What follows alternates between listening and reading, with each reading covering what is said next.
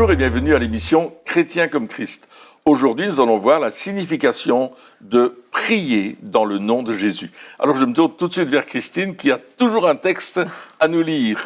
Eh bien, c'est un texte de Jésus qui enseigne ses disciples et qui dit dans Jean chapitre 14 « en vérité, je vous le dis, celui qui croit en moi fera aussi les œuvres que je fais, et il en fera même de plus grandes parce que je vais vers mon Père. Tout ce que vous demanderez en mon nom, je le ferai, afin que la gloire du Père soit révélée dans le Fils. Si vous me demandez quelque chose en mon nom, je le ferai. » Et c'est vraiment une injonction de Jésus de demander en son nom. C'est pour ça que généralement on prie au nom de Jésus. Ouais, c'est un peu de là que vient cette fin de prière, Oui. ou même de mieux, dans le nom de Jésus. Mais est-ce que... Alors, la question, c'est un peu bizarre, mais est-ce que c'est un peu... Des fois, on voit ça un peu comme une formule magique, dans le nom de Jésus, mais il n'y a pas quelque chose d'autre qui se cache là derrière cette formule? Si je prie dans le nom de quelqu'un, ça veut dire que j'ai réellement une relation avec la personne. Mm-hmm. Si j'avance le nom d'une personne en disant « c'est en son nom que je viens », c'est que j'ai eu cette autorisation de pouvoir me servir de son nom. Et c'est ce que Jésus dit à ses disciples, « Tout ce que vous demanderez au Père en mon nom, je le ferai ». On voit déjà qu'il y a une direction. On prie le Père dans le nom de Jésus. Donc c'est pas vraiment une formule où il faut dire dans le nom de Jésus à la fin de la prière pour qu'elle fonctionne. Non, c'est pas une garantie. C'est plutôt prier comme Jésus prierait. C'est voilà. Ça, dans le nom de Jésus, c'est plus quand on vient, comme tu dis, dans le nom de quelqu'un, ça veut dire que on vient et on fait les choses comme cette personne. Oui, on représente la personne. D'accord. Donc c'est pas quelque chose que où on doit dire, ok, si à la fin de ma prière, je dis pas dans le nom de Jésus, elle est cassée, elle marche pas. C'est pas ça. Non, c'est pas ça. C'est plutôt dire, lorsque je vais prier, je vais pas prier selon ce que moi je veux, ou c'est-à-dire comme moi je ferais, mais je vais plutôt prier comme Jésus prierait. Voilà. Ça? Et c'est pourquoi Jésus nous dit, je le ferai afin que la gloire du Père soit révélée dans le Fils. Donc il faut veiller aussi à ce que nos prières servent à ce que la gloire du Père soit révélée. On va vraiment prier dans ce sens-là, pas pour notre gloire, pas seulement pour notre profit, mais vraiment le but de la prière et de l'exaucement de la prière, ce sera de révéler la gloire du Père. Et notre cœur doit être aussi à révéler cette gloire. Ouais, donc ça c'est intéressant. Et puis comme tu le disais aussi, donc c'est pas simplement de dire. C'est pas une formule. C'est pas une formule, mais on est obligé de connaître la personne pour aller Oui, parce qu'on est mandaté. On doit avoir cette proximité. C'est-à-dire que si par exemple tu me demandes d'aller chercher quelque chose au magasin, par exemple, je vais aller chercher quelque chose, mais je vais pas aller chercher quelque chose pour moi. Je vais aller chercher quelque chose pour toi. C'est-à-dire que mais pour ça, il faut que j'ai une proximité, que tu me l'aies demandé en premier, qu'on ait discuté en disant voilà, qu'est-ce que tu as besoin, et finalement, je vais pas. C'est un petit peu ambassadeur. Oui, hein, tout à fait. On est des ambassadeurs de Dieu sur la terre, c'est-à-dire qu'on le représente, mais dans ce texte, en tout cas, on voit aussi qu'il y a comme un ambassadeur de Jésus vers le Père. Vu qu'on va en son nom, oui. Et on dit, voilà, je viens demander ça parce que Jésus le veut. Et ça veut dire que je dois connaître Jésus, mais ça veut dire aussi que je dois connaître son attitude, comment il agit, sa manière de penser, sa volonté. Donc, c'est dans la Bible. C'est dans la Bible. Et ça montre aussi que c'est vraiment la prière est un dialogue. Donc, je vais prier, mais selon ce que lui va me demander de prier, selon ce qui va être son plan pour que, encore, son nom soit glorifié. Et je ne vais pas m'approcher de lui non plus en mon nom en disant « Seigneur, tu vois, j'ai fait ceci, j'ai fait cela, donc maintenant tu dois me répondre ». Je vais vraiment réaliser que la base de la réponse que je vais recevoir de la part du Père, c'est parce que Jésus a accompli toute la volonté du Père. Donc je vais me baser sur l'œuvre parfaite de Jésus. Et c'est ce qu'on voit dans Hébreux chapitre 10, versets 19-21. « Ainsi, frères et sœurs, nous avons par le sang de Jésus l'assurance d'un libre accès au sanctuaire. Cette route nouvelle et vivante, il l'a inaugurée pour nous au travers du voile, c'est-à-dire de son propre corps. De plus, nous avons un souverain prêtre établi sur la maison de Dieu. Donc, si j'ai accès auprès du Père, c'est pas à cause de mes mérites, mais c'est à cause de ce que Jésus a accompli, c'est à cause du sang qu'il a versé et qui me donne ce libre accès dans la présence du Père. Ouais, donc on est là en disant donc les demandes que l'on fait, on est totalement détaché des prières personnelles, enfin des prières centrées sur soi-même. Hein. Là, on est dans un autre monde maintenant. On est dans ce qu'est vraiment la prière finalement. Et donc on est là. Et puis on sait que alors pour demander quelque chose à quelqu'un, encore une fois, donc là on est mandaté par une personne pour demander à Dieu les choses, mais pour demander quelque chose à quelqu'un, eh bien, encore une fois, il faut s'approcher de cette personne-là. Oui, c'est ça. Et là, on dit, mais comment est-ce qu'on peut faire pour s'approcher de Dieu ? Nous qui sommes imparfaits, il est dit que voilà, on peut, si nous qui sommes, si on laisse des péchés dans notre vie et qu'on essaie de s'approcher de Dieu, ça va pas le faire. Non. Mais heureusement, il y a le sang de Jésus qui nous purifie. Et il est dit que nous ne nous approchons pas, comme tu dis, avec nos mérites, nos œuvres, parce que sinon ça voudrait dire que quoi ? Qu'on pourrait jamais s'approcher de Dieu. C'est vrai. Ou alors qu'il faudrait qu'on ait comme une vie de pèlerin ou détaché du monde. D'ermite. Et encore.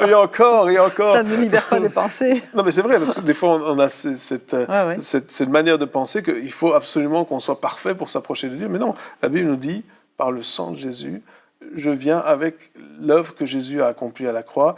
Au travers du sang, je viens et dire, voilà, je peux venir devant toi. Et on voit que Jésus nous parle de la grâce ici.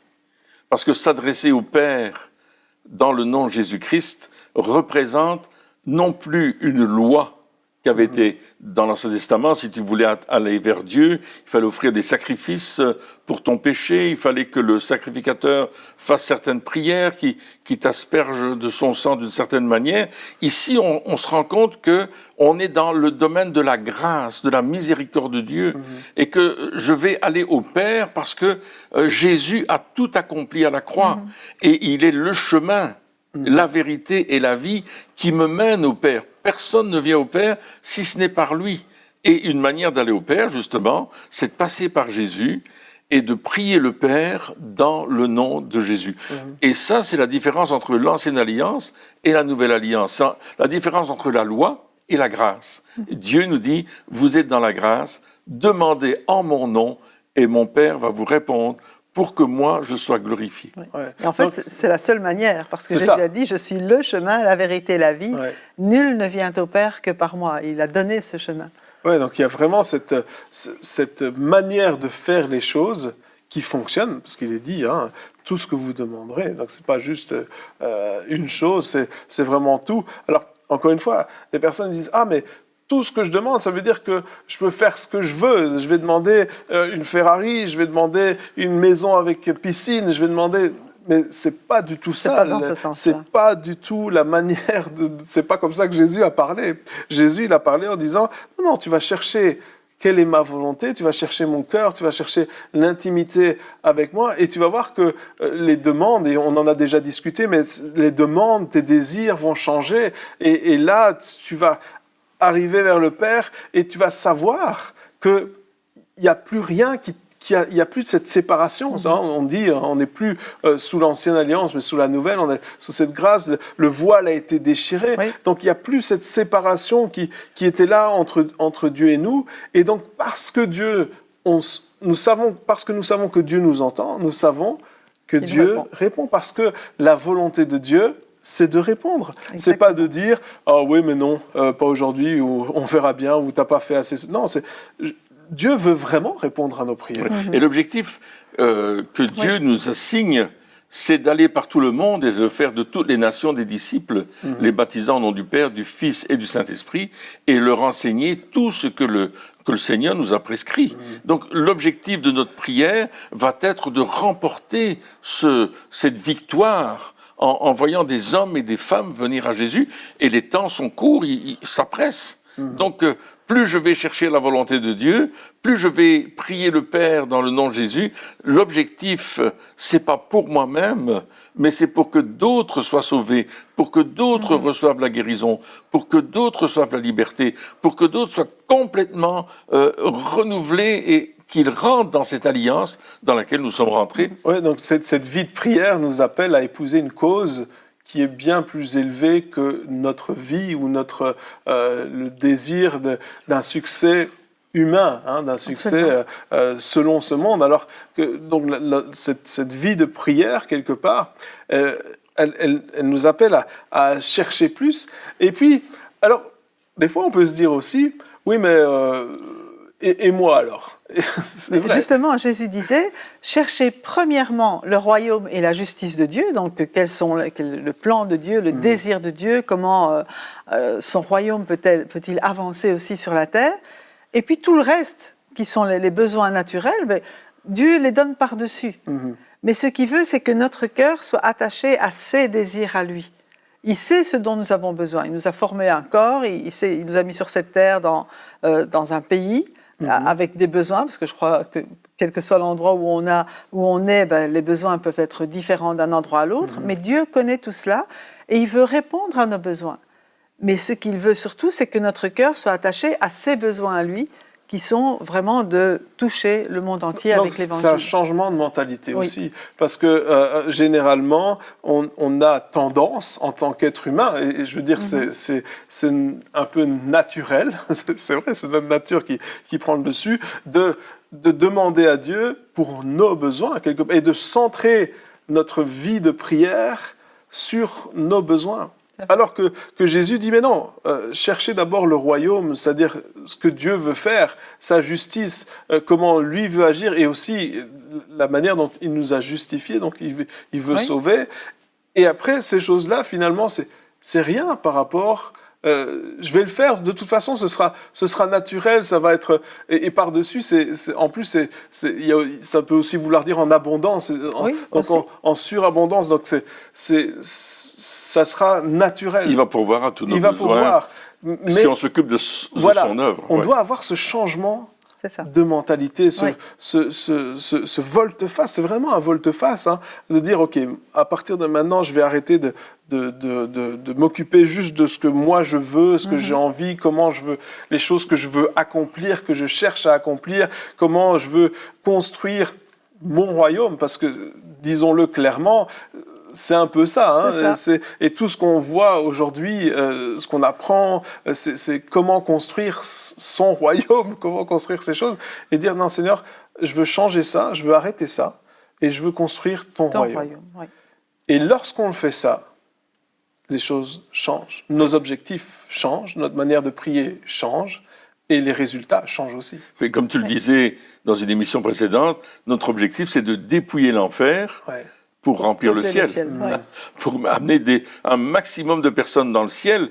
Et si nous comprenons cela, quel que soit l'endroit où nous sommes, que nous soyons ici en Europe, que vous soyez en Afrique, en Asie, en Amérique du Nord, Amérique du Sud, peu importe l'endroit où vous êtes sur cette planète Terre, notre objectif c'est de sauver des âmes. Et plus tu vas sauver des âmes, plus tu vas voir Dieu pourvoir à tes besoins. Plus tu vas faire la volonté de Dieu et prier pour telle et telle personne, plus tu vas voir Dieu venir t'aider. Et c'est pour ça que quand on fait, par exemple, du counseling, la relation d'aide avec des gens, de la cure pastorale, comme on l'appelle, simplement on s'attend à Dieu. Il y a toujours cette dimension de foi dans ma prière. Je vais prier le Père, mais je ne vais pas le prier n'importe comment, je vais le prier avec foi. Et je vais le prier dans le nom de Jésus parce que j'ai foi dans toute l'œuvre que Jésus a accomplie et comment il a renversé les dominations et les autorités, comme on l'a déjà lu, et comment il les a dépouillées, c'est-à-dire qu'il leur a enlevé toutes leurs armes, il les a mis à nu. Ils n'ont plus aucune force, aucun pouvoir. C'est nous qui avons reçu dans le nom de Jésus la force, l'autorité, la puissance pour renverser ces dominations. Oui, donc quand on prie dans le nom de Jésus, c'est aussi prier en réalisant la victoire que Jésus a remportée et pas nous. C'est-à-dire que ça ne dépend pas non plus de nos forces. C'est-à-dire qu'il y a des jours où on est en pleine forme et puis il y a des jours où on se sent faible. Il y a des jours où on est malade. Il y a des jours où on n'est pas d'humeur. Et si on se basait sur nos capacités, c'est-à-dire aussi des fois notre force mentale, en disant oui, mais aujourd'hui j'y crois, aujourd'hui je suis à fond, donc aujourd'hui je sais que Dieu va répondre, et puis un autre jour, non, aujourd'hui là ça va pas du tout. Et si on se basait sur cela, alors on aurait des jours avec réponse aux prières et des jours sans. Mais heureusement, ça se passe. La réponse ne dépend pas de nous. Non. Mais elle dépend de la victoire que Jésus a acquise à la croix. C'est ça. Et peut-être un petit témoignage. Dans le temps, on avait un café chrétien où on faisait de l'évangélisation. Et c'est souvent les jours où, moi, personnellement, j'étais le moins en forme que je voyais le plus de résultats. Ouais, parce que c'est Jésus qui agit. Et on a ce privilège que non seulement on prie au nom de Jésus, mais Jésus vit en nous. Donc, il vient aussi prendre la place dans notre vie. On n'est pas tout seul. Même dans la prière, on n'est pas tout seul. C'est lui qui vient intercéder. Non seulement il intercède pour nous, mais il intercède aussi à travers nous. Et je pense que c'est important de réaliser cela, que Jésus vit en nous. Et plus on va laisser le caractère de Jésus se développer en nous pour qu'on lui ressemble davantage, eh bien, on va voir encore plus de résultats. Et dans ce sens, Galates chapitre 2, verset 20, donc Paul dit « J'ai été crucifié avec Christ. Ce n'est plus moi qui vis, c'est Christ qui vit en moi. Et ce que je vis maintenant dans mon corps, je le vis dans la foi au Fils de Dieu qui m'a aimé et qui s'est donné lui-même pour moi. » Donc, ces paroles « J'ai été crucifié avec Christ ». Quelque part, Jésus a dit si quelqu'un ne renonce pas à lui-même, il ne peut pas être mon disciple. Donc, c'est notre vieille identité, quelque part, qui a été crucifiée avec Christ. Oui. Et maintenant, elle a été crucifiée à la croix, et maintenant, on a une nouvelle identité. Et puis, on dit, mais c'est plus moi qui vis, c'est-à-dire que je vis plus selon mes mérites, c'est Jésus qui vit en moi. Il a tout accompli.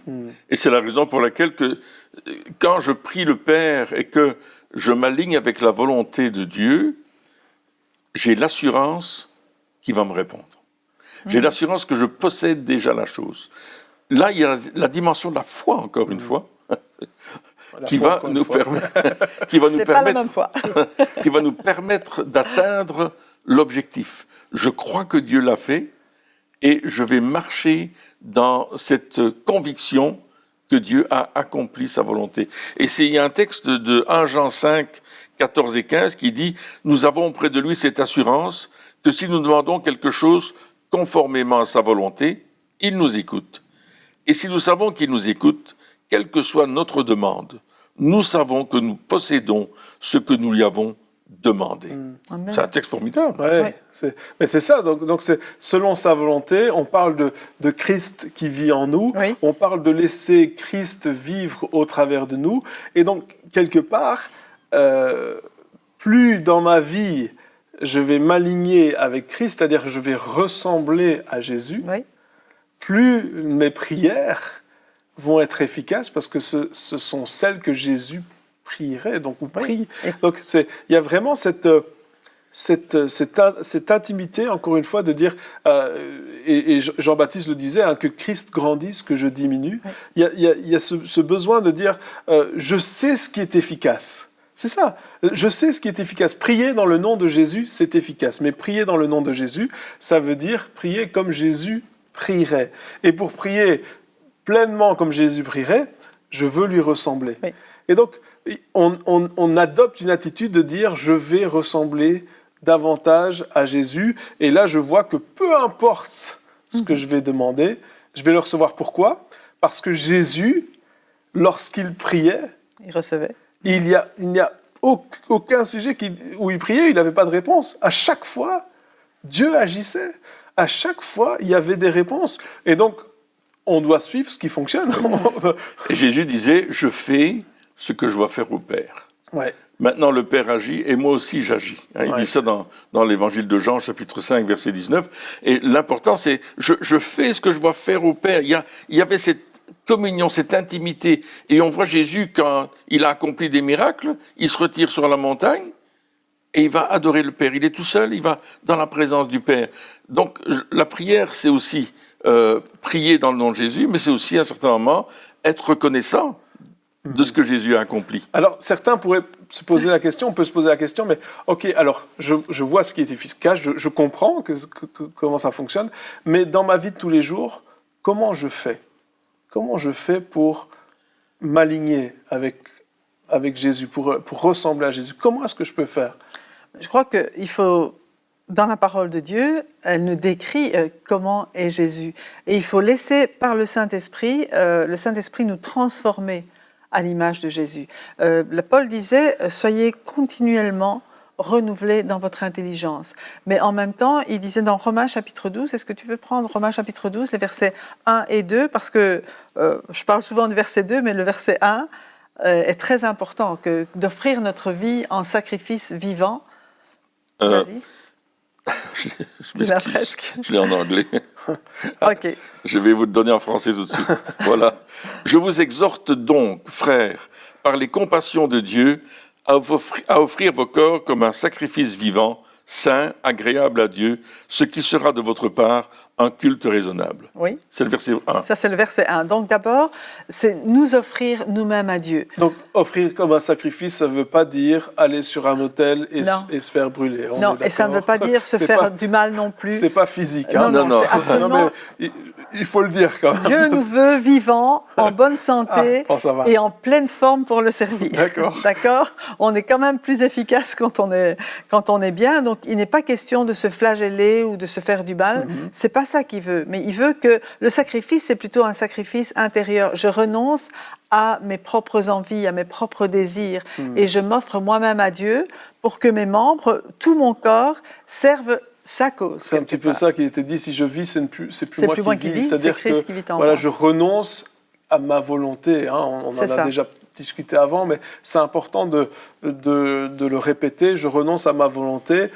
Si je veux voir les prières s'accomplir, si je veux voir l'efficacité, la véritable efficacité de la prière, je renonce à ma volonté pour faire la volonté de Dieu. Et heureusement que Paul a dit cela, parce que le nombre de fois qu'il a été martyrisé, on l'a frappé, on l'a tué même, on l'a lapidé, il était mort, puis les disciples ont prié pour lui, il est revenu à la vie, on l'a mis en prison, on l'a flagellé, enfin, il a vécu plein de choses, et si Paul n'avait pas offert son corps en sacrifice, il n'aurait jamais pu passer par toutes ces épreuves-là, parce que son objectif, c'était la volonté de Dieu. Il y avait quelque chose de surnaturel dans cette résistance à ces persécutions quand même. Hein. C'était pas, parce que des fois on se dit « Ah, mais quel homme extraordinaire !» Non, je pense pas. Je pense que c'était vraiment une grâce que Dieu donne lorsque justement on s'abandonne, parce que quelque part, on ne s'appartient plus et il y a une grâce. Hein.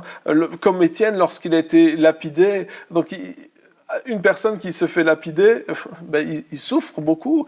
Et la question qu'il faut se poser, c'est comment est-ce qu'il a pu dire « Ah, mais je vois le Fils de l'homme assis, je vois le ciel ouvert, je vois ces choses-là. » Il était là en train de se faire lapider, donc il aurait dû être recroquevillé sur lui-même. Oui, mais au lieu de ça, surnaturellement, il était debout, en tout cas assez pour parler comme cela, et que tout le monde l'entende. Donc il y a vraiment quelque chose de surnaturel lorsqu'on s'abandonne à Dieu. Et on voit ça avec Paul et Silas qui sont en prison à Philippe. Hein. Ils ont été battus, on les a liés, on leur a mis des fers aux pieds, ils sont là. Et au milieu de la nuit, ils chantent des cantiques, des louanges, et tout le monde peut les entendre. Ils ne sont pas en train de se plaindre, ils sont en train d'adorer. C'est ça. Et le piège, c'est de croire que ça vient de leur force de caractère. Oui.